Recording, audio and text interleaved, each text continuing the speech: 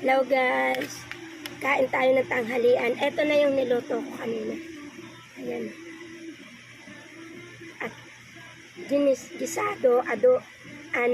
gisadong talong at okra na luto sa toyo lang. Masarap siya. Yan ang ulam ko. Ayan. Kain tayo guys.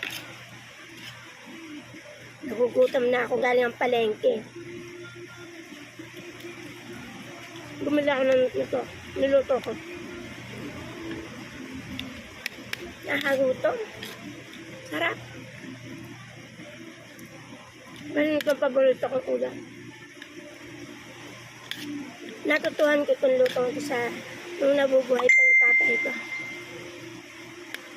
Pag nagluluto yung ganito.